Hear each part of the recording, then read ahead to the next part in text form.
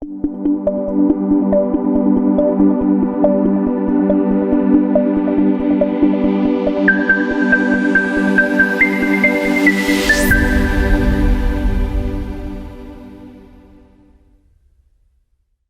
eu vou fazer personalidades agora, uma vez mais, aqui no Empório Santo Vinho, com uma figura já de destaque aqui do Curitiba, Milton Rodrigues, sobrenome português, cuteleiro e já faz um estrago. Figura já de destaque que teve no History Channel, no desafio de Sob Fogo. Sob Fogo. Tá? E temos aqui o ilustre Milton Rodrigues a apresentar-se aos nossos espectadores. Milton, obrigado por teres vindo ao meu programa. Eu que agradeço. Uvas e personalidades. Temos aqui uma personalidade de destaque, cuteleiro. Como é que foi, primeiramente, quem é Milton Rodrigues? Milton Rodrigues é um caboclo que veio do interior do mato, da fazenda, né? Fiz mil e um trabalho. Depois de uns 15 anos atrás, descobri que meu forte era mexer com cutelaria, né? Comecei a fazer faca por desbaste, fui fazendo, saía para os bares vendendo durante a noite, fazia durante dia e noite, eu saía vendendo na rua, nos bares, e depois comecei a forjar, né? E fui pegando gosto demais. De onde é que surgiu essa motivação? O que é que lhe deu? Foi uma questão de adaptação, sobrevivência, ou já tinha algum gostinho especial para iniciar essa cultura? Eu sempre admirei artesanato, né? E uma época eu estava no norte do Paraná, desempregado, trabalhava com caminhão lá e meu caminhão fundiu o motor e eu prestei um esmeril, uma furadeira de um vizinho lá e fiz uma faca. E achei dono para ela. Vendia faca, vim para Curitiba, comecei a fazer umas picanheiras a álcool, feita com disco de arado. Aí eu pensei, vou começar a fazer umas faquinhas para agregar o valor. Foi mais fácil vender, né? Já vendia a faca e o disco.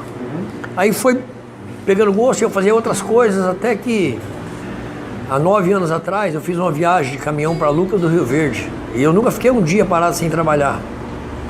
Isso depois dos 10 anos. Tô com 61, né? Fiquei 29 dias lá sem fazer nada. Cheguei em casa, falei, não vou mais viajar.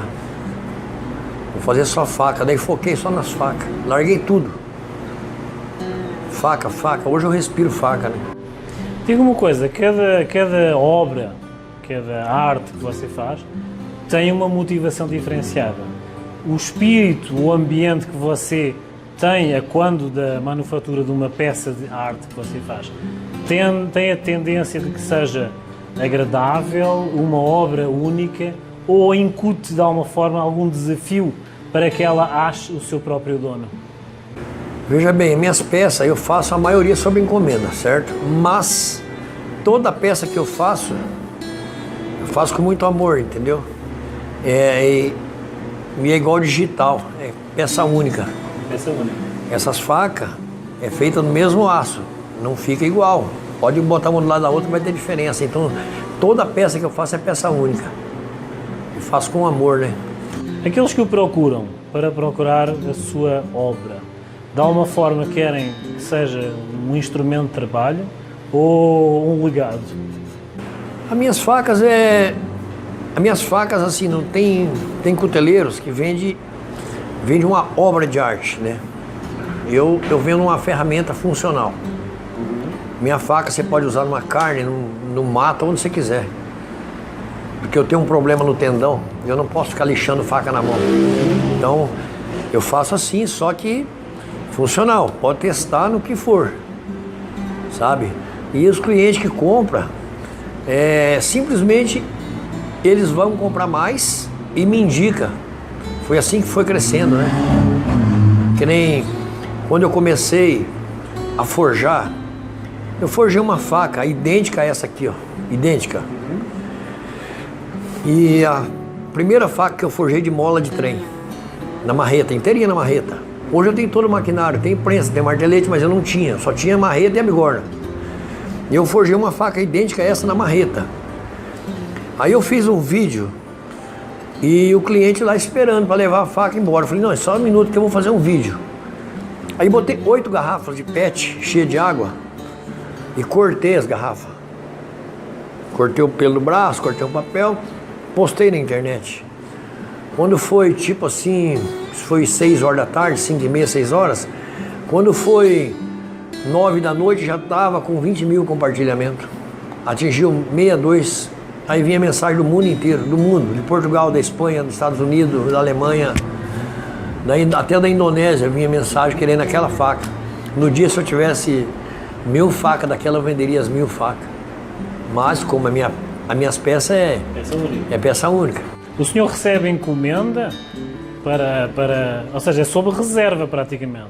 Depois de aparecer do programa, como é que ficou o seu mercado? Aumentou muito, né? Só que o difícil para mim é mão de obra.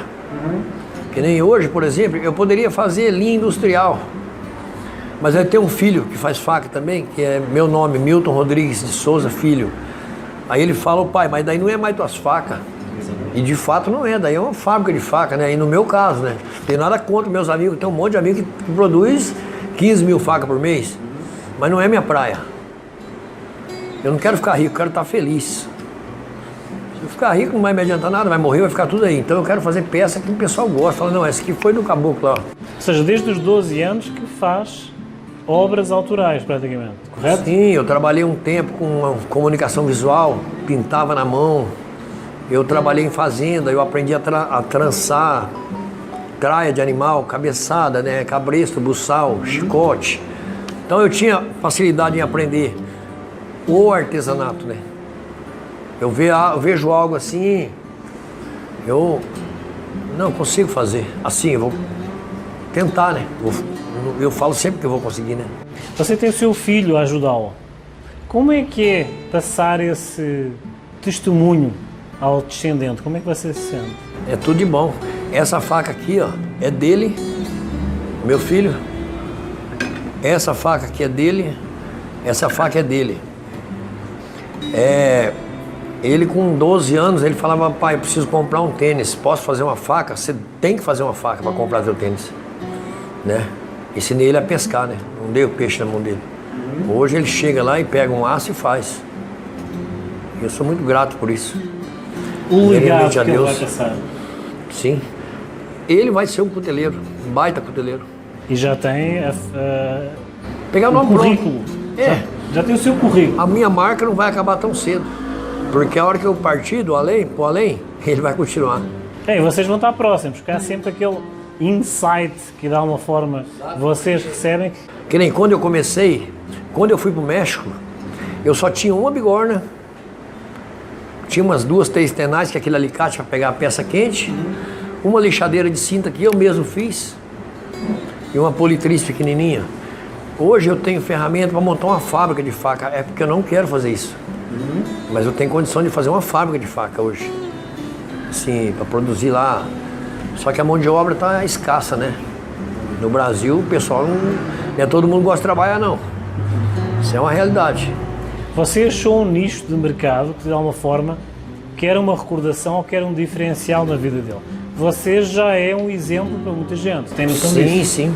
Como é que você se sente sendo uma personalidade de exemplo para muita gente e muitos jovens que, de alguma forma, estão a iniciar esse trabalho? Como é que você se sente como esse exemplo? Eu me sinto um grandioso nisso, sabe? Porque, pra você ter uma ideia, eu tenho um garotinho que vai lá na minha casa, é o Murilo. Ele era meu fã. Aí a mãe dele mandou uma mensagem se poderia levar ele lá para me conhecer. Eu falei, claro. Aí ele foi na minha casa, ficou encantado quando ele me viu, me abraçou bem forte. Falei, Pia, vamos fazer faca, que é melhor, né? Vai ficar agarrado comigo aqui, né? Aí fomos lá forjar uma faquinha para ele. Isso aí era 1 hora, 2 horas da tarde. Ele saiu de lá, era 8 horas da noite com a faquinha pronta. Aquilo deu uma inspiração naquele menino. Ele faz faquinha de madeira hoje. Eu esqueci de trazer a faquinha, ele me dá uma faquinha, até gravou o nome dele, Murilo, com o sobrenome dele, sabe? E esse menino, ele vai ser um baita cuteleiro, porque ele é apaixonado por faca. No dia que eu dei a faquinha, que ele fez a faquinha junto comigo, marretando junto comigo, a mãe dele mandou foto, o pai dele lá, que ele não conseguia nem largar a faca para dormir, queria dormir com a faca na mão. Ele tá apaixonado por faca. Aí a mãe e o pai compraram umas ferramentinhas para ele. Aí ele faz faca de palito, né? O moleque é um... Então, tem outros que eu dou curso, que vai lá, que frequenta lá, tem bastante aluno já assim, né? Ele fez curso, continua fazendo faca, porque a minha oficina funciona assim, o caboclo vai lá fazer um curso, eu dou a liberdade dele continuar indo, para ele melhorar, porque você tira uma habilitação, você não é motorista ainda. Você tirou a habilitação, mas você não pode pegar um carro aqui para São Paulo, você vai se matar na estrada. A mesma coisa é o curso, faz 2 facas, uma forjada e uma por desbaste. Porém, tem um monte para aprender ainda, né? Aí eles continuam indo lá, e aí continua, vira família. Minha casa está sempre cheia. Vamos falar do programa, Sr. Milton. Foi uma experiência diferente para si. Foi uma competição acesa, podemos chamar assim. Como é que foi estar com toda essa sua simplicidade, mas ao mesmo tempo com todo esse profissionalismo e know-how e conhecimento estruturado já de muitos anos, estar no meio de outras figuras internacionais, coteleiros, no caso, e dizer assim, no sul do Brasil existe isto?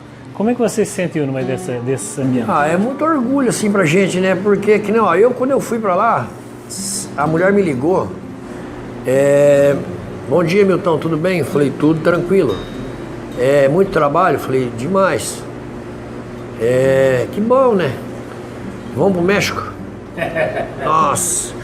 Aí eu não acreditei, né? Eu comecei a andar pra lá e pra cá. Sabe quando você não acredita em algo que aconteceu na tua vida, que é uma bênção? Sabe? Eu não acreditava naquilo. Falei, você tá de brincadeira comigo? Não, tô falando sério. Aí pronto. Seu passaporte tá na mão? Eu falei, tá, mas não tava. A minha vizinha trabalha na Polícia Federal e ela trabalha nesse setor, ela tava vendo pra mim. Eu já tinha ido lá fazer e tal. Isso era 11h30 da manhã. Aí ela falou, só não pode contar pra ninguém, porque não pode vazar a informação. Falei, tá bom, André. Falei, e agora, o que eu faço? Eu não conseguia mais trabalhar daí. Isso no final de fevereiro, pra mim viajar, bem no início de março da pandemia, no pico da pandemia, né? Aí ela desligou e eu atendo o telefone no Viva Voz, eu não escuto, o celular é muito baixinho, né, som. Aí o rapaz que trabalhava comigo ouviu, falei, se falar pra alguém, você tá morto, não fala. Brinquei com ele, falou, não, tá louco? E ele ficou muito feliz também, porque sabia que eu ia participar, né?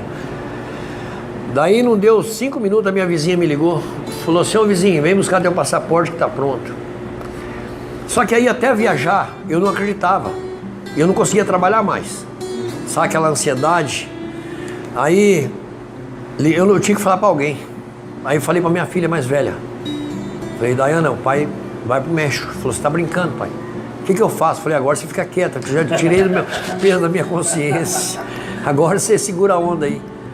E aí eu fui, mas mesmo assim eu só acreditei. Peguei avião, tudo, desci lá no México. Eu só acreditei na hora que eu entrei lá dentro da forja. E eu aprendi sim com a vontade divina, né? Não aprendi com ninguém, assim, não fiz curso com ninguém, né? Fui pegando um pouquinho aqui, um pouquinho ali, pergunta para um aqui, pergunta para outro ali, fui me lapidando, né? E eu só acreditei na hora que ligou a forja, sabe? E eu naquela ansiedade de trabalhar.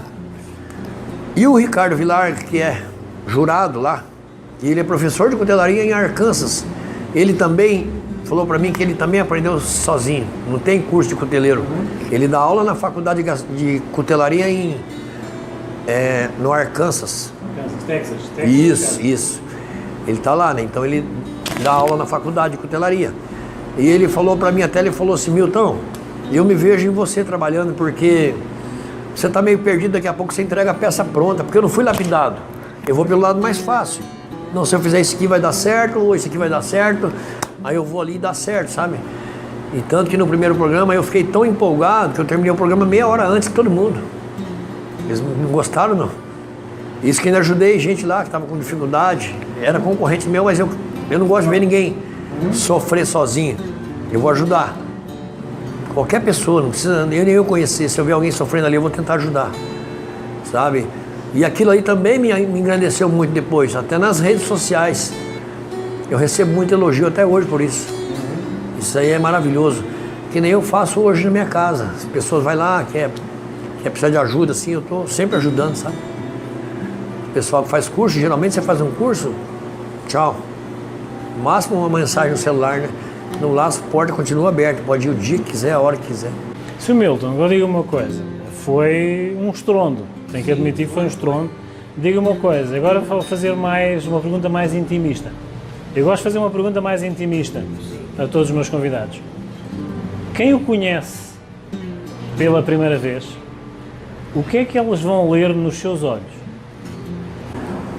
O que eu ouço muito, as pessoas chamam eu de que eu sou um cara muito humilde, carismático e tal, apesar de eu ser um cara de bruto, mas eu não sou bruto, sabe? Eu tenho humildade de sobra, sabe? Sou respeitador, então eu consigo transmitir isso para as pessoas. Isso aí eu acho que me engrandece muito também, sabe? Sr. Milton Rodrigues, só para finalizar eu tenho que dizer algo. É assim, eu conheci hoje uma pessoa muito grande, tá? Humildade não diz nada, fica comovido, tá? Que é uma pessoa muito grande que aqui está e a fazer o que gosta, tá? Fiquei comovido, tá? Porque assim, é uma pessoa muito grande. Sr. Milton, muito obrigado. Eu que agradeço. Ter o prazer de o conhecer, privilégio enorme.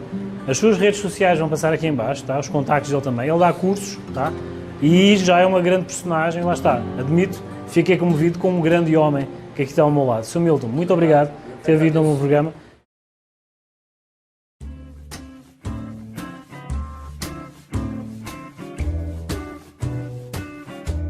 Ok, agora como sugestão, aproveitando a presença do Sr. Milton, tá? Privilégio uma vez mais, vamos falar então algo da terrinha, tá? Hoje vamos falar de um olaria, tá? Geralmente o olaria está identificado como tinto suave, mas nada a ver com o colonial daqui do Brasil. Aqui a questão de adicionarem açúcar já basicamente era para estruturar mais uma uva que de alguma forma é frágil e não tem uma fermentação tão forte. No nosso caso, lá na região do Alentejo, não é o caso. Temos aqui uma Alicante Bouschet. A Alicante Bouschet é uma tinta suave, tá? Uva tinta suave. Puxa vinhos em média de 11 graus, em média, mas lá está, puxa um suave que vai puxar tons de ameixa preta. Tem a graduação de álcool, como eu disse, 11 graus, mas faz um acompanhamento e uma primeira introdução para aqueles que, de alguma forma, não gostam muito de provar o vinho seco. É um vinho seco, tem uma acidez abaixo da média, mas vai puxar tons de ameixa preta. Como é que nós vamos harmonizar isto? Geralmente nós harmonizamos com migas de porco, tá? O rojão de porco, que para vocês é costelinha. Não é um prato muito estruturado, não é muito gorduroso e para quem quer um vinho com uma estrutura que se queira com uma personalidade semelhante a um rosé, temos a Alicante Bouschet, aqui no caso o rótulo do Olaria. A nossa terrinha, lá está a falar, sou do Alentejo, onde de alguma forma a Alicante Bouschet é fortemente cultivada. Exatamente por ter essa característica, suave, repito, nada a ver com o suave colonial, mas é uma boa pedida para comer com um porco, com um risoto de alguma forma que tenha essa proteína, não tão gordurosa, mas lá está, é a nossa proposta e falar um pouco da terrinha. Obrigado por nos seguirem, sigam as nossas redes sociais, assistam ao canal e até uma próxima oportunidade.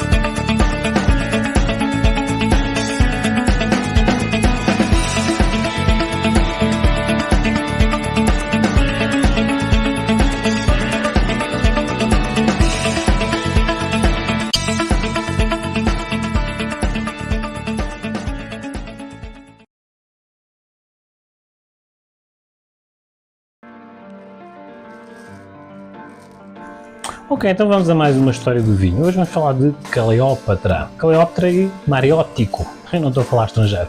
Mariótico consta nos registros dos historiadores que era um vinho que era consumido como uva local, Mariótico, na altura do reinado de Cleópatra. Cleópatra reinou até 30 a.C. e era muito usufruído nos seus banquetes desse vinho branco, devidamente adocicado, exatamente com uma estrutura referente ou paralela às questões de todo o terroir que era abrangido. Estamos a falar de climas quentes e secos.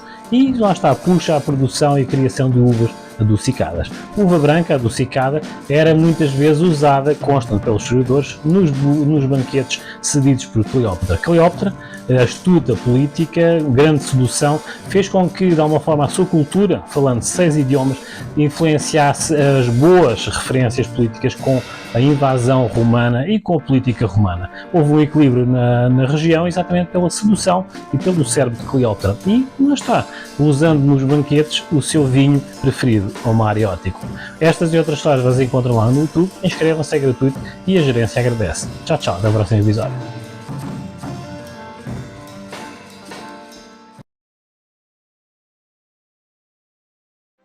Ok, então vamos a um novo bloco. Terapia de casal, cozinhando. Então vamos então multiplicar algumas receitas ou algumas experiências gastronómicas que nós pomos no nosso prato, muitas vezes no final. Cozinhando e pondo a história à mesa. Então desta vez vamos mostrar algumas imagens daquela experiência que nós fizemos com o nhoque. Nhoque, a priori, tem toda aquela conotação que é um prato italiano. Mas enganem-se, vamos corrigir. Estamos a falar da expansão romana. E realmente havia a questão da expansão romana, que sempre que haviam povos ocupados pelas legiões romanas, havia talvez um grupo de catedráticos que muitas vezes absorviam e assimilavam a cultura dos povos ocupados. O que acontecia exatamente no Médio Oriente, quando a expansão do Império Romano. Então estamos a ver que o nhoque veio do Oriente Médio, ou Médio Oriente, como vocês queiram. Então é assim, a partir do momento em que foi adquirida essa forma, essa receita de cozinhar, o nhoque, que basicamente é uma massa que de alguma forma faz um pequeno bolinho, né, que vocês fazem, posteriormente é cozido e depois vai servido à parte com os molhos. Então foi trazido pelas legiões romanas, nomeadamente para Itália e principalmente. Só que também há uma questão de evolução do tempo. À medida que a receita foi compartilhada, cada povo e cada região criava a sua própria receita. As farinhas eram diferentes, os condimentos também diferenciados e cada um criou a sua receita. Só que agora vamos a falar da expansão da receita, nomeadamente dita. Como se vê, veio do Médio Oriente, criou-se a Itália e veio essa cultura da que a origem seria italiana. Mas ficamos por aí. Ou só que também há uma expansão da receita para a América Latina e para a América do Norte. De que forma? Em meados do século XX começam as grandes ondas de emigração. E essa cultura e esses povos italianos trouxeram atrás de si essa cultura do nhoque e das mais diversas e variadas receitas. Depois nós, nos mais diversos blocos, iremos mostrar também as outras experiências. Mas na sequência vejam então como foi harmonizado. Nós harmonizamos com kombucha também, por um lado, e também com um vinho rosé. Então vejam na sequência então as nossas experiências aqui na terapia de casal cozinhando, como foi a nossa experiência com o nhoque. Acompanhem lá. Mais ou menos simétrico,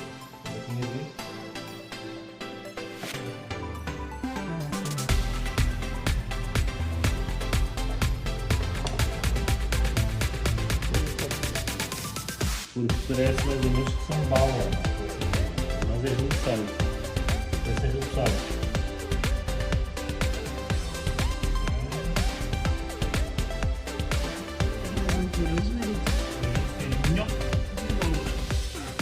Fazer todo este processo, tá? Tem que ter um processo bem italiano, né? Bem italiano. Vamos fazer estes rolinhos, tá? E depois na sequência, agora após a história do início e toda a tradição italiana, nós vamos então ver como é que essa tradição italiana veio aqui para o sul do Brasil, desta forma, perdão. E agora vejam então na sequência como é que se faz e o português com a mão na massa. Eu vou usar de novo.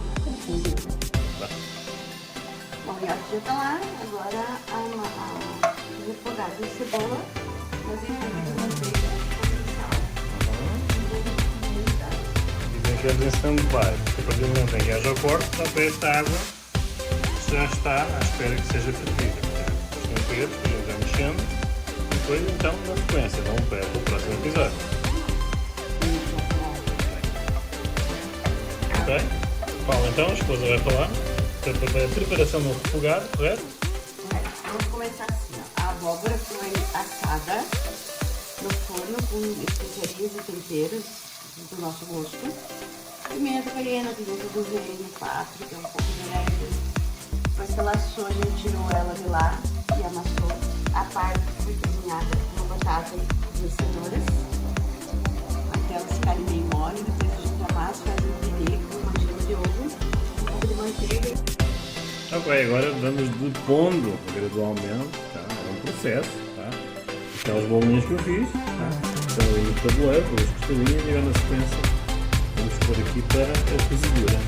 Essa cozedura serve para fazer uma selagem, não é? A selagem vai cozinhar a massa, o trigo, no caso em que ela foi em volta, tá?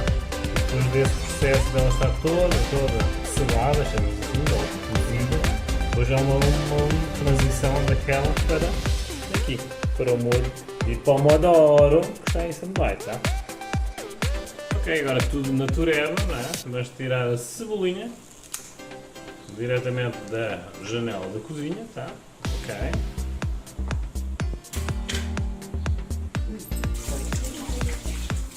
Enquanto ele vai secando no caso, cozinhando, tá? Cozendo. Aqui o processo. Eu vou cortando, tá? Agora vem a cebolinha. Ele está aqui. Começa a boiar e tirar. Ele começa a tirar e vai passar para aquele lado para depois. Um pouco de azeite de oliva, tudo, lógico, tudo, com água no fundo, para que ele dê uma forma, não cria aderência na questão de. Aí está. Do esporão, não enteja, João, se quiserem patrocinar, estamos à disposição. Tá?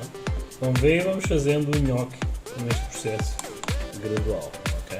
Bonitinho, já se nota aquelas cores de facto estar selado e agora vamos continuar o processo. Ok, e agora já fazendo a deposição no molho al pomodoro, molho de tomate, parece uma tomatada, como nós chamamos em Portugal. Mas vemos que realmente depois daquela sequência, deixa para ali, ok, e depois passamos para aqui. Como vêem, fica um nhoque de abóbora com molho de tomate.